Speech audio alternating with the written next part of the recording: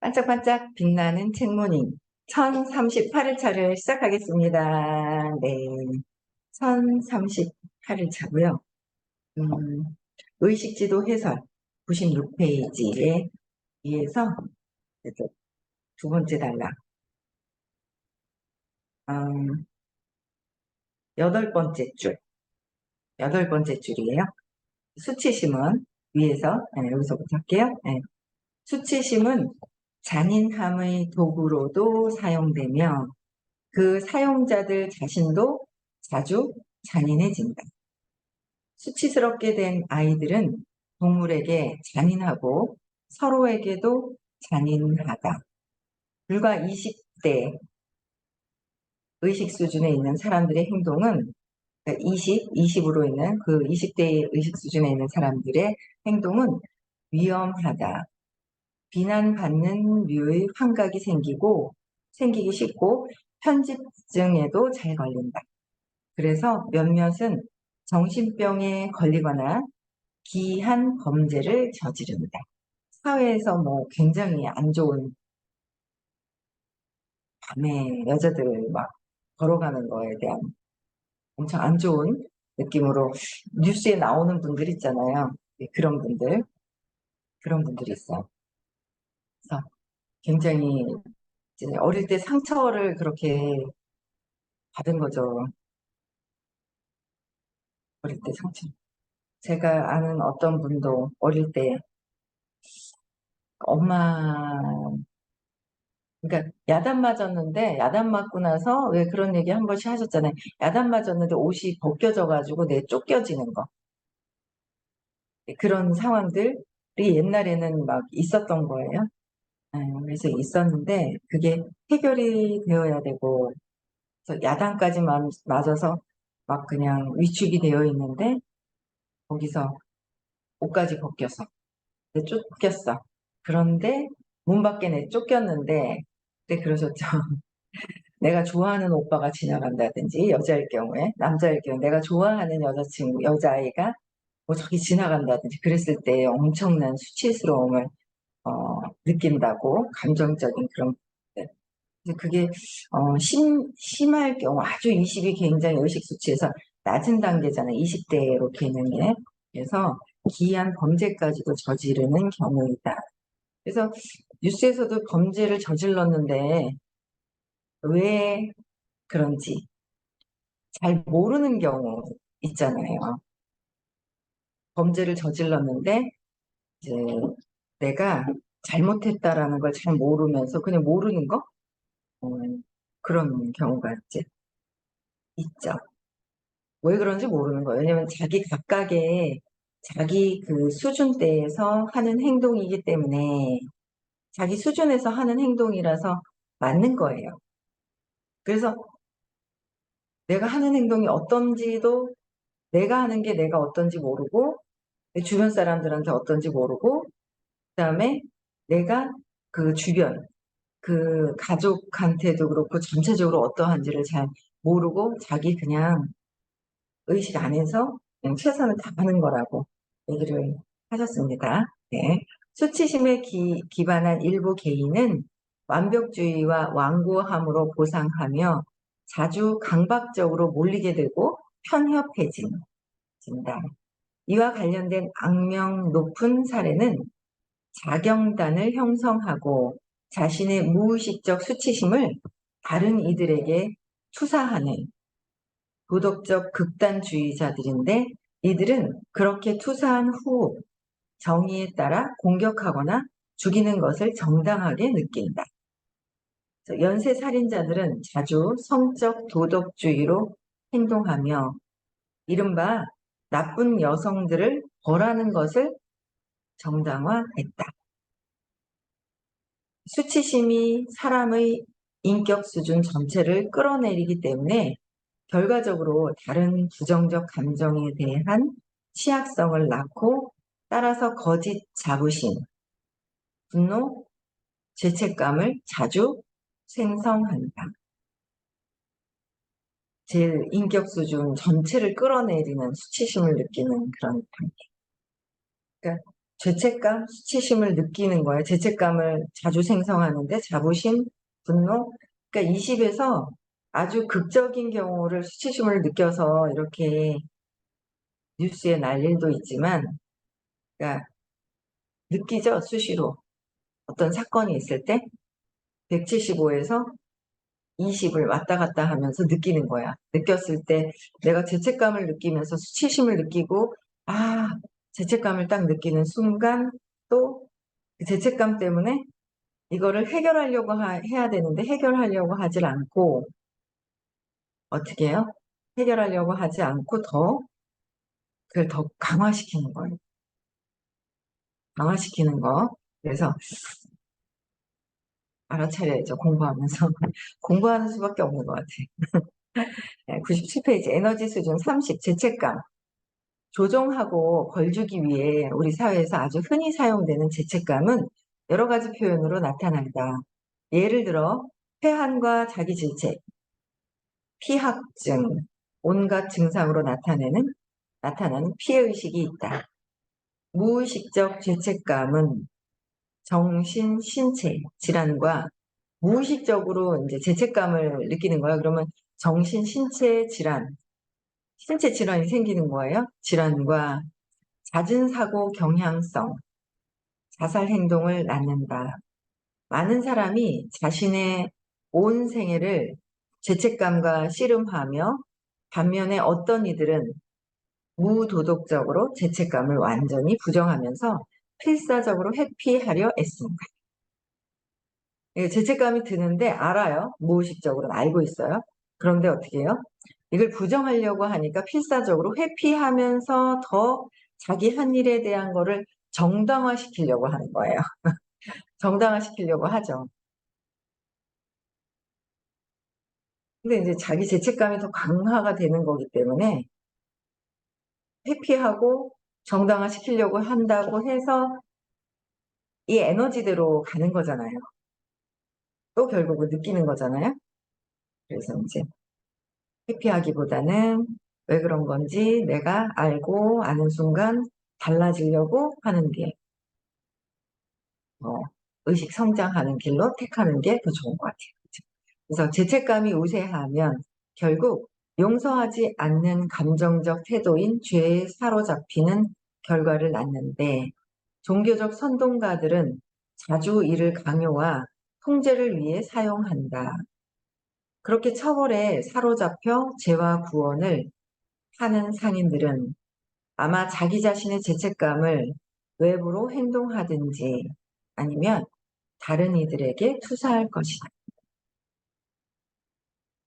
죄책감이 우세하면 어떻게 해요? 결국 그러니까 내 생각을 용서해야 되는데 내 생각을 용서하기보다는 더 강화를 시키다 보니까 회피하거나 강화를 하다 보니까 그 죄책감이잖아요. 그 내가 했다라는 잘못된 생각으로 일어난 그 죄에 사로잡히게 되는 거예요. 그러니까 이제 자꾸 종교적인 선동시키는 거? 그래서 강요하고 통제를 위해서 선동한다는 거. 그래서 죄와 구원. 자신의 죄책감을 어떻게 해요? 불편하잖아요. 불편하니까, 내 두려움도 불편하니까 다른 사람한테 던지고, 모든 세상이 투사라 하는데, 투사를 벗어나려면 두려움이랑 이거를 계속 해야 되고, 계속 해야죠, 뭐. 계속 해야지 없어지지. 아, 저게 투사다 하고 이해해서는 해결이 되지가 않아요. 저도 탁 걸리니까 자존심 탁 상하고, 자존심 상하니까 완전 화가 나고, 화가 나니까 내가 바라는 마음이 안 됐을 때 이게 이렇게 되고, 그게 바라는 마음이 잘했으면 하는 게 있는데, 잘 하지는 못하고 엉뚱한 짓 하는 것 같이 보이고, 그냥 그 사람들의 그냥 역할이다라고 생각은 하는데, 화는 일어나는 거예요. 부글부글. 저게 망치려고 저러나, 저것들이. 그러면서 막 속에서 있잖아요. 분노는 일어나고. 근데 머리로는 이제 공부를 안 했으면 확 분노가 일어나서 더 그랬을 텐데, 분노는 일어나가, 좀 뭐지? 다 잘 돼야 되는 게 기본 베이스잖아요. 근데 신념대로 하고 있기 때문에 아직은 신념대로 가고 있어서 바르게 이제 자꾸 내가 하는 행동에 대한 거를 또 바르게 이렇게 해봐야 되고, 진짜 1도도 틀리면 끝에 가 저기 가서는 전혀 다른 방향에 전혀 다른 곳에 앉아 있다고 했잖아요. 근데 못 알아들어요. 이런 말도. 못 알아듣는 거예요. 끊임없이 공부하면서 각성하고 이게 내가 맞나? 또 그렇지. 화가 나요. 화가 나도 절로 가는 거예요. 딴 길로. 그래도 맞아. 그게 아니지. 자꾸 이제 각성하면서 내 의식을 바로잡아야 되는데 이렇게 말을 해도 모르죠 뭐. 말을 해도 모르는 것 같아요. 그죠? 그래서 죄책감을 외부로 행동하든지 죄책감을 외부로 행동하는 거예요. 그러면서 다른 사람들한테 투사를 자꾸 하는 거죠. 화가 나고 두려움이 건들려지니까 이제 투사가 계속 되는 거예요. 투사가 이제 옮겨 다니죠. 옮겨 다니, 그것도 하고 뭘 옮겨 다녀요. 여기도 하고 저기도 하는 거죠. 같이 하는 거지 뭐. 여기 있는 게 여기 안 하고 절로 가는 것 같으면 덜하게요. 한 방향만 하면 아니죠. 여기도 하고 저기도 하고 막 같이 하게 되는 거죠. 그래서 자기 학대라는 이탈 행동을 보여주는 자기 학대를 하는 것이다. 계속 얘기를 해요. 자기 학대를 하는 것이다. 사회 문화들은 잔인함의 다른 풍토적 형태를 빈번하게 드러낸다. 예를 들어 인간이나 동물을 대중 앞에서 의례에 따라 살해한다. 죄책감은 경로를 유발하며 살인이 그 경로의 표현이 되는 경우가 흔하다. 사형은 살인이 어떻게 죄책감에 사로잡힌 대중을 만족시키는지 보여주는 한 예이다. 사형을 하잖아요. 살인한 사람. 그러면 대중들이 만족을 한대요. 왜냐하면 내가 나를 죽이고 싶은데 못 죽이고 있을 때, 사형당한다 그랬을 때 어때요? 대리만족. 죄책감을, 내 죄책감을 거기서 보는 거죠. 잘했다고, 잘 죽였다고. 이게 내가 나를 죽이고 싶은데, 그게 대중들의 만족을 보여주는 예다. 그것도 투사라는 거죠. 내가 나를 죽이고 싶은데 못했을 때, 밖에서 이렇게 하는 것이다. 그 다음에 에너지 수준 50이에요. 무감정. 이 수준은 가난, 절망, 희망 없음이 특징이다. 무감정은 희망 없음이 특징인 거예요. 희망 없음. 그러니까 무감정, 감정을 표현을 안 하고 아예 무기력, 포기한 거잖아요. 그랬을 때 포기한 거예요. 그래서 세상과 미래는 암울해 보이고 따라서 비애가 인생의 테마이다. 무감정은 무력한 상태이다. 즉 모든 면에서 궁핍한 무감정의 희생자들에게는 자원이 부족할 뿐 아니라 이용 가능할지 모르는 자원이 있어도 그것을 활용하는 데 쓸 에너지가 부족하다. 그러니까 이용 가능할지 모르는 자원이 있어도 이용 가능한 자원이 있어도 활용할 줄을 모르는 거예요. 그 에너지를 활용할 수 있는 그 에너지를 잘 못 쓰는 거죠. 돌봐주는 사람이 외부에서 에너지를 공급해주지 않는다면 돌봐주는 사람이 있어야 되는 거예요. 수동적 자살을 통한 죽음이 일어날 수 있다. 살려는 의지와 희망이 없는 이들은 눈의 움직임이 멈출 정도까지 자극에 반응하지 않고 멍하니 응시하며 제공되는 음식을 삼킬 만큼의 에너지조차 남아있지 않다. 그러니까 음식조차 먹지 못할 정도로 이제 그렇게 하는 거죠. 그래서 이는 사회의 노숙자와 불황자 수준이며 또한 나이 들거나 만성 혹은 진행성 질병으로 고립된 많은 이의 운명이기도 하다. 사회에 어떻게 해요? 노숙자들이 무기력증 밑으로 떨어져 있는 거예요. 불황자. 네, 나이가 들어서 만성, 진행성 질병 갖고 계신 분들 있잖아요. 근데 왜 100살이 넘으셨는데도 제가 아는 분이 계셨는데 그 어머니가 101살인가 돌아가셨을 거예요. 90 넘으셨는데요. 그때, 그러니까 항상 그때 그 뭐더라? 스타킹 있잖아요. 지금도 하나요? 스타킹 제 TV를 안 봐가지고. 강호동 씨가 진행하고 있는 스타킹에 거기에 93살인가 95살에 TV에 나오셨어요. 그 어머니니까. 그래가지고 어머니 어머니 하니까 그냥 춤추고 노래하고 가서 커피 타오실 수 있냐니까 본인이 가셔가지고 커피 타가지고 막 그 무슨 커피더라? 맥심 그거 타가지고 막 방송에서 이렇게 연세가 그때는 연세가 지금은 한 십몇 년 전이죠. 한 15년 전이에요. 그 15년 전이 90 넘은 것도 굉장히 특이한 경우였었던 것 같아요. 근데 지금은 90세가, 야, 십몇 년 전에 벌써 평균 수명이 늘어난 거예요. 지금 90세 정도 되면 당연한 거라고 생각을 하잖아요. 그냥 이제는 90세 정도가 평균이 돌아가시는 게 90이구나라는 게 이제 입력이 되거든요. 조금 있으면 10년 더 지나면 100세가 정도, 100세 정도, 120살까지 갈 것 같네요. 진짜 평균 수명이 늘어나고 있어요. 그래서 굉장히 연세가 이제 들어있는데도 항상 우리 엄마는 맨날 노래 부르고 막 그래. 노래 부른다면서 춤추고 노래 부른대요. 흥얼흥얼하고 이거 아무 때나 딸은 그렇진 않았거든요. 딸은 안 그랬는데 우리 엄마는 그렇게 즐거워하는 거예요. 노래 부르시면서 그러시다 100살 넘어서 돌아가셨거든요. 그러니까 즐거우냐 이렇게 의식이 그냥 즐거우면 되는 거예요. 근데 우리가 자꾸 생각을 하고 막 이러다 보니까 그 어머니는 진짜 내려놓으셨는 것 같다. 중간에. 그래서 이제 좀 그냥 아프시지도 않고 건강하게 계시다가 돌아가셨거든요. 그러니까 무감정에 있는 사람들은 부담스럽고 주위 사람들에게 점처럼, 그러니까 짐처럼, 점이 아니라 짐처럼 느껴진다. 주변 사람들한테는 어떻게 해요? 주변 사람들이 짐처럼 느껴지는 거예요. 무기력하고.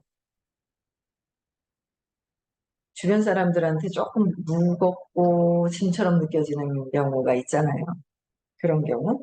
너무나 흔하게도 사회에는 이 수준에 있는 문화나 개인에게 진정으로 어떤 도움을 주려는 동기가 충분치 않으며 이들은 자원을 소진시킨다고 여겨진다. 이는 콜카타 거리의 수준인데 마더 테레사나 그녀를 따르는 이들처럼 성자다운 사람만이 감히 그 거리를 밟을 용기가 있다. 무감정은 희망을 포기한 수준이며 정말 그것을 똑바로 쳐다볼 용기가 있는 이는 소수이다. 그러니까 이거를 똑바로 쳐다볼 수 있는 용기가 있는지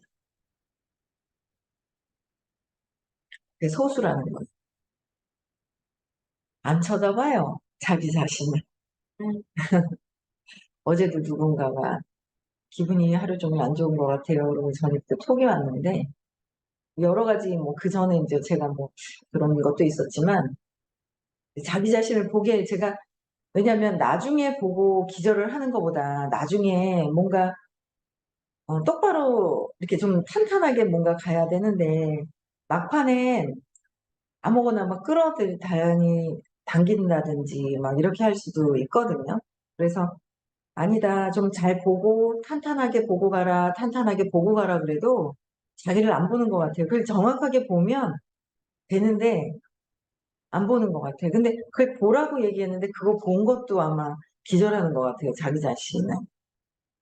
그렇다고 해서 직접적으로 보라고 한 건 아니거든요. 뭔가 더 아는 것 같아요. 자기 자신에 대한. 그래서 엉뚱한 길로 자꾸 가려고 해요. 그래서 제가 엉뚱한 길이 아니라 이 길이다, 이 길이다 얘기를 해주니까 이게 이 길이라고 정확하게 얘기는 안 해줘요. 근데 이제 해야 되는 과정을 자꾸 얘기를 하거든요. 그런데도 이제 뭔가 자기 자신을 본 것도 있고 여러 가지가 된 것 같아요. 좀 자기 자신을 봐야 되는데 보기 싫을 때는 이제 자꾸 힘만 빠지죠. 해결은 안 되고. 봐야 해결이 되죠. 그래서 우리는 자꾸 20에서 175로 왔다 갔다 하는 것 같아요. 그러면서 한 번씩 올라갔다가 떨어졌다, 올라갔다 떨어졌다, 올라가 있는 시간이 오래됐다가 떨어졌다가 또 올라갔다가 쭉 가다가 떨어졌다, 왔다 갔다 계속 하면서 의식 상승하는 겁니다.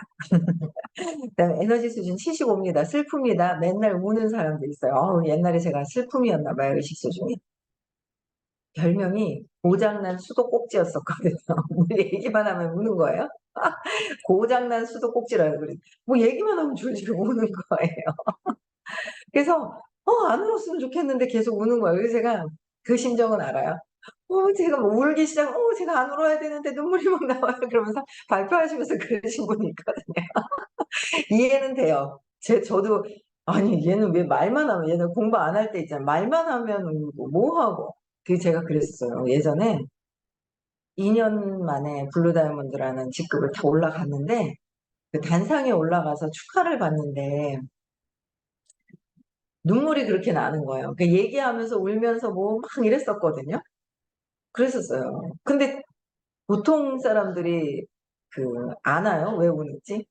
근데 사실 기뻐서 우는 게 아니라 감동과, 그러니까 기뻐서 우는 거와 슬퍼서 우는 거를 구분을 잘 못하죠. 그냥, 아이고, 그래, 그래, 그래, 뭐 됐어. 그러면서 그냥 이렇게 하고 대충대충 왜 그 울음의 종류를 잘 모르는 것 같아요. 근데 그때 올라갔을 때도 울고 계속 제가 이제 막 계속 상승이 빨리 됐었거든요.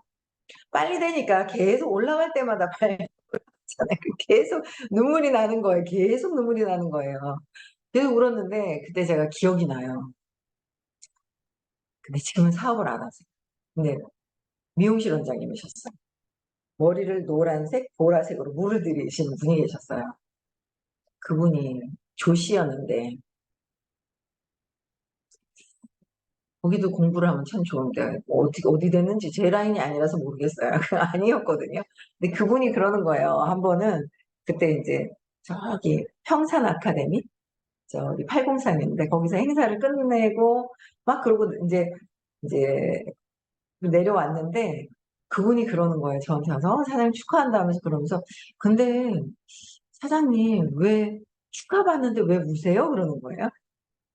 축하받는데 왜 우세요? 그러는 거예요. 그래갖고 내가 왜 우는지 모르겠는 거예요. 왜 우는지 모르겠는 거예요. 왜 우는지 모르겠더라니까요. 축하받는데 왜 울지? 그렇다고 기뻐가지고 너무 감동돼가지고 이렇게 눈물 나는 게 아니더라고요. 아유, 그거를 제가 요번에 박사 학위 받으면서 그 시간이 그렇게 계속 계속 안 그러다가 그때 진짜 고장난 수도꼭지가 다시 한번 고장이 나가지고 계속 그 시간이 되게 길었다 하더라고요. 저는 몰랐거든요. 사장님들의 꽃, 장미꽃 갖다 주고, 막 이제 일일이 한 사람씩 이제 악수하고, 뭐 허깅하고 하는 막 이런 과정이 그 시간이 되게 길었었대요. 근데 그게 처음 빵 터지자마자 끝날 때까지 계속 고장이 났어요. 그냥 멈추지를 않는 거예요. 그동안에 이제 한 13년간의 어떤 그런 게 막 그냥 쏟아져 나오는 것 같죠. 그래서 이게 왔다 갔다 왔다 갔다 그래서 이제 그때도 제가 이상하다. 제가 그럼 진짜 왜 감동이 오는 게 아니라 왜 울지?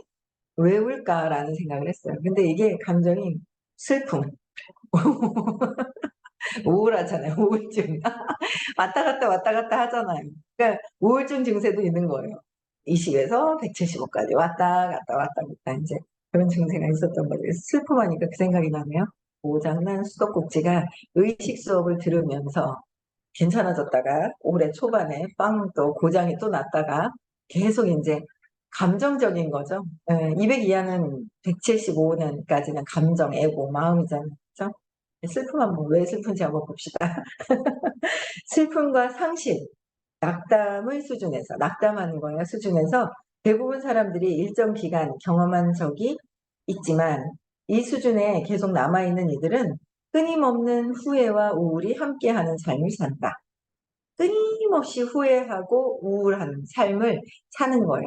그래서 이는 만성적 애통함, 만성적으로 애통한 거예요. 애통함, 애도, 과거에 대한 회한의 수준이다. 과거에 대해서. 그죠? 또한 습관적 실패자와 만성 도박꾼의 수준이며, 아, 너무 웃긴다. 습관적인 실패자래요. 실패자라고 생각을 하니까 자꾸 내가 그렇게 잘못 알고 있어서. 제대로 알고 있는 게 아니잖아요. 잘못 알고 있는데, 습관적 실패자와 만성 도박꾼 수준이며, 이들은 실패를 자신의 생활 방식의 일부로 받아들여서 실패하고 실수하는 걸 일부로 받아들여서 결과적으로 직업과 친구, 가족, 기회뿐 아니라 돈과 건강도 자주 상실하게 된다. 어린 시절은 큰 상실은 이후에 마치 비애가 감수해야 하는 삶의 대가라는 듯이 슬픔을 수동적으로 받아들이게 만들기 쉽다. 그러니까 만성적으로 큰 상실감을 갖고 있는 거예요. 할 수 없다라는 거. 내가 어린아이가 어떻게 할 수가 없다. 그게 다 느껴지는 게 어릴 때 신념에서 발생된 거잖아요. 그러니까 어린아이가 그때는 어떻게 할 수가 없는 거예요. 근데 어른이 돼가지고 지금은 어른이 되어 있는데 어린아이 때 그 의식으로 있는 거예요. 그래서 어린아이는 어떻게 내가 어떻게 할 수가 없잖아요. 내가 어떻게 할 수도 없고 누군가 도움을 줄 수 없다라고 생각을 하는 거죠. 그 어린아이가 어린아이의 의식이 그냥 그대로 있는 거예요. 그대로 있더라라는 거예요. 어제도 안 들어오고 오늘도 안 들어온 거 보니까 누군가 또 투사가 시작이 됐군요. 그런 것 같아요. 그저께 저한테 무슨 얘기를 하더니만 저한테 그러든지 말든지 일단 저는 친절하게 하고 있기 때문에 그분은 안 보니까 웃겨요. 그래서 수동적으로 받아들이게 만들기 쉽고 그래서 슬픔 속에 있는 사람은 모든 곳에서 슬픔을 본다. 내가 슬픔으로 있기 때문에 세상이 다 어떻게 해요? 슬픔으로 본다라는 거죠. 그래서 어린아이의 슬픔, 그다음에 세계 정세의 슬픔, 삶 자체의 슬픔, 모든 게 슬픔인 것 같습니다. 이 수준이 존재에 관한 사람의 전체 시각을 물들인다. 상실된 것 혹은 그것이 상징했던 바가 대체될 수 없다는 관념이 상실 증후군의 일부이다. 그러니까 대체될 수가 없다는 거예요. 모든 것들이. 어린아이가 어떻게 할 수가 없다. 그래서 슬픈 거예요. 그래서 특정한 것을 일반화하고 그래서 사랑하는 이의 상실이 사랑 그 자체의 상실과 같은 것으로 여겨진다. 이 수준에서는 그러한 감정적 상실이 심각한 우울증이나 죽음을 촉박할 수도 있다. 비록 슬픔이 삶의 묘지이긴 하지만 그래도 무감정이 가진 것보다 더 많은 에너지가 있다. 10의 50승과 10의 75승은 슬픔이 더 무기력해진 것보다 우는 게 훨씬 더 에너지가 더 높죠. 그래서 비록 슬픔이 삶의 묘지이긴 하지만 그래도 무감정이 가진 것보다 더 많은 에너지가 있고 따라서 어떤 사건들이 계속 있는 거예요. 그래서 트라우마를 겪은 무감정의 환자가 울기 시작할 때 그들이 낫고 있다는 것을 우리는 안다. 그러니까 무감정이요. 나는 안 운다. 절대 안 운다. 그런데 눈물이 나온다. 그거는 의식이 높아진 거죠. 그쵸. 의식이 높아진 거예요. 아주 해탈해가지고 그냥 감정에서 벗어난 거 아닌 다음에는 눈물이 안 났다가 눈물이 나. 그건 좋아진 것이다. 라는 거죠. 근데 한 번은 울어요. 몇 번은 울었어요. 근데 이게 이제 안 울어야 돼요. 근데 계속 울면 선생님이 그러셨어요. 계속 우는 거는 습관이 돼가지고 자꾸 습관성. 울면서 사람들을 조정하려고 하는. 그쵸. 그게 이제 있다. 그래서 처음에 막혀있던 게 뚫렸을 때는 이제 털어내야 되는 거예요. 그쵸? 그래서, 음, 일단 울기 시작하면 그들은 다시 먹기 시작할 것이다. 다시. 그쵸? 그래서, 어, 우리가 자꾸 이제 내가 내적으로 하나하나 또 봐도 되게 좋네요. 그쵸? 내일은 두려움, 175 위에 있는 100을 하겠습니다. 그래서 내가 의식 수치가 어떻게 됐는지 내가 내 스스로 내 감정과 나를 솔직하게 딱 보면서 이거를 해결해야 돼요. 그쵸, 해결해야 돼요. 자존심에 걸렸어요. 저도 그래서 이걸 또 해결을 해야 될 때가 된 것 같습니다. 네, 오늘도 행복한 하루 되시고요. 내일 또 6시에 뵙겠습니다. 네, LA 보름님도 들어오셨네요. 네, 오늘 비가